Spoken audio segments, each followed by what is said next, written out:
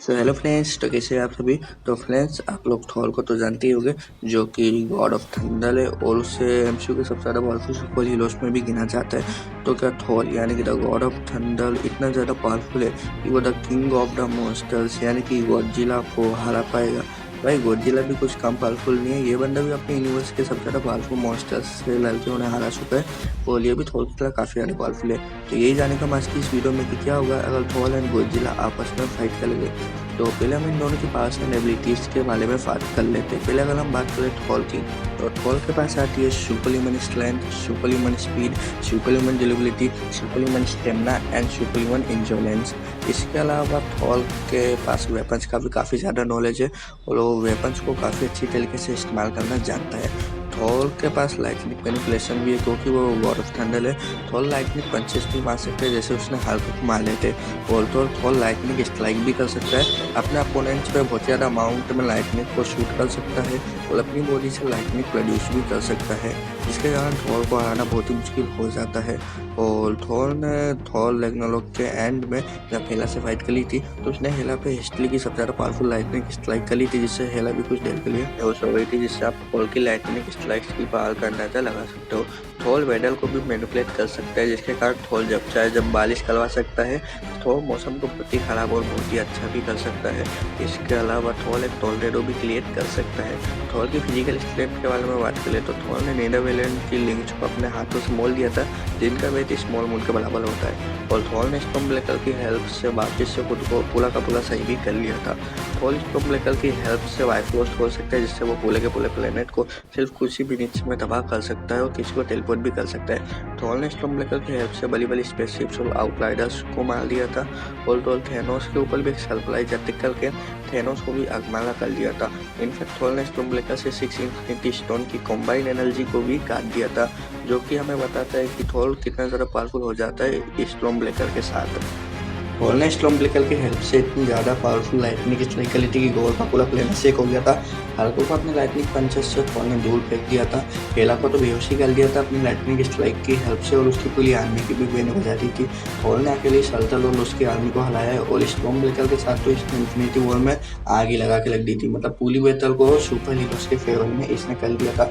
इसके अलावा थॉर के पास 1505 साल का फाइटिंग एक्सपीरियंस भी आता है, जिसमें उसने 3000 से भी ज़्यादा कैरेक्टर्स को जान से मारा है। और थॉर को वेपन्स का भी काफ़ी ज़्यादा नॉलेज है, जो कि मैंने बताया।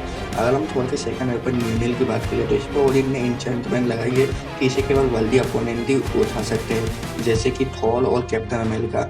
थॉर ने म्यूनिल से इतनी जोर की लाइटनिंग स्ट्राइक कर ली थी कि कई दूर तक, कई किलोमीटर तक जमीन टूट गई थी। और थॉर ने इसके एक ही पावरफुल हिट से बहुत ही बड़े मॉन्स्टर को भी मार दिया था।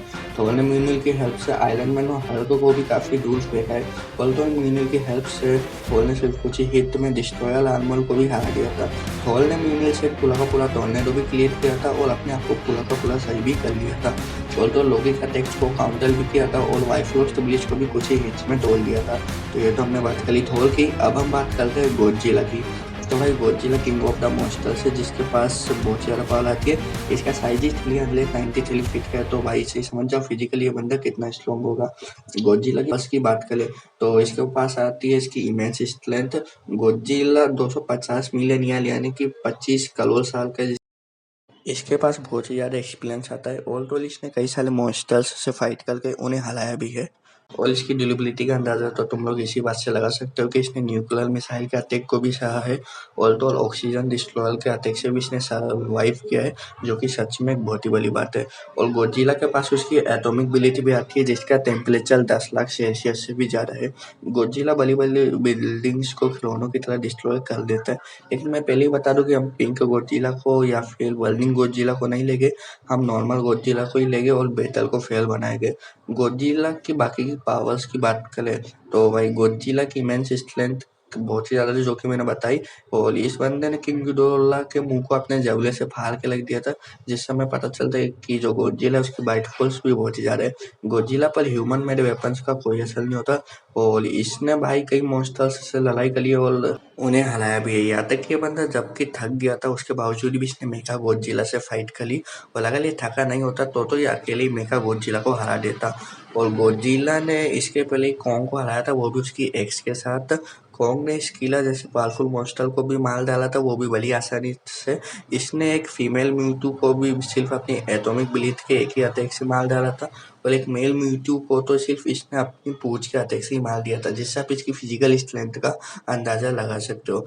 और गोजिला ने स्कार किंग को भी हराया है, और ये बंदा जितनी रेडिएशन एब्सॉर्ब करता है उतना पावरफुल हो जाता है। और 25 करोड़ साल के एक्सपीरियंस में पता नहीं इसने किन किन मॉन्स्टर्स को मार रखा है। और आज तक केवल किंग गिडोरा और सीमू ही ऐसे दो मॉन्स्टर बस के अंदर जो कि इसके बेस फॉर्म को हरा सकते हैं। गोजिला की एटॉमिक ब्लीड की बात करें तो इसने अपनी एटॉमिक ब्लीड से अर्थ से होलो अर्थ तक एक टनल क्रिएट कर ली थी। किंग गिडोरा को काफी दूर धकेल दिया था, और भी कई फीट्स हासिल कर और कई मॉन्स्टर्स को अपनी एटॉमिक ब्लीड से मारा है। हाँ, तो ये तो हमने गोजिला की एटॉमिक ब्लीड के बारे में बात कर ली, उसकी पावर्स, फीट्स और बाकी सभी एबिलिटीज के बारे में भी हमने बात कर ली है। तो अब हम बात करते हैं कि गोजिला और थॉर की बैटल को जीतेगा तो कौन। तो हम इनके एडवांटेजेस की बात कर लेते हैं। तो भाई थॉर के पास भी एडवांटेजेस है और गोजिला के पास भी कुछ एडवांटेजेस है। पहले हम थॉर के एडवांटेजेस की बात कर लेते हैं। तो भाई थॉर के पास उसके छोटे साइज और तेज स्पीड का एडवांटेज लेगा, क्योंकि थॉर अपने वेपन्स के कारण स्पीड ऑफ साउंड से फ्लाई कर सकता है, जिसके कारण गोजिला का एक भी अटैक थॉर को नहीं लगेगा। लेकिन गोजिला के पास भी उसकी ड्यूरेबिलिटी का एडवांटेजेस लेगा, और थॉर की लाइटनिंग स्ट्राइक, लाइटनिंग पंचेस और उसके वेपन्स इतने पावरफुल नहीं है कि गोजिला की बॉडी को बहुत ही ज्यादा डैमेज पहुंचा सके। अगर थॉर गोजिला की बॉडी पे कंटिन्यूसली स्टॉर्म ब्रेकर और म्यूनिल से अटैक करता भी है, तो भी भाई थॉर गोजिला को कोई ज्यादा डैमेज नहीं पहुंचा पाएगा। और अगर आप लोग सोच रहे हो कि नहीं भाई थॉर के वेपन बहुत ही पावरफुल है, तो भाई गोजिला न्यूक्लियर मिसाइल और ऑक्सीजन डिस्ट्रॉयर के अटैक से भी नहीं मरा था, तो इनके भी अटैक्स को सही जाएगा। और लाइटनिंग स्ट्राइक या फिर इलेक्ट्रिसिटी से तो वो मरने नहीं वाला। हाँ, तो भाई इस बैटल को जीतेगा कौन। हाँ, तो इस बैटल को जीतेगा थॉर, क्योंकि भाई थॉर के पास स्टॉर्म ब्रेकर है, जिसकी हेल्प से वो बाइफ्रोस्ट खोल सकता है। और बाइफ्रोस्ट की हेल्प से थॉर गोजिला को किसी ब्लैक होल या फिर किसी स्टार में या फिर सन में ही टेलीपोर्ट कर देगा, जिससे गोजिला मारा जाएगा। और अगर आप लोग सोच रहे हो कि गोजिला का साइज बहुत बड़ा है, वो इससे नहीं जा सकता, तो भाई नहीं, थॉर अगर चाहे तो गोजिला से भी बड़े मॉन्स्टर्स को बाइफ्रोस्ट से टेलीपोर्ट करवा सकता है। हाँ, तो अगर ये बैटल हुई तो ये बैटल होगी तो बहुत ही अच्छी, पर स्टॉर्म ब्रेकर की हेल्प से थॉर इस बैटल को जीत जाएगा, क्योंकि वो गोजिला को किसी और जगह पे टेलीपोर्ट कर देगा जहाँ पे गोजिला मारा जाएगा। और हाँ, अगर थॉर बाइफ्रोस्ट का इस्तेमाल नहीं करता है तो जीतने की ज्यादा चांसेस गोजिला के, पर ऐसी नौबत आएगी नहीं, क्योंकि थॉर तो बाइफ्रोस्ट का इस्तेमाल कर लेगा। हाँ, तो बस यही थी आज की वीडियो। आप बताना कि गोजिला और थॉर में से आपका फेवरेट कैरेक्टर कौन है। बस जब तक के लिए tata bye bye and see you soon.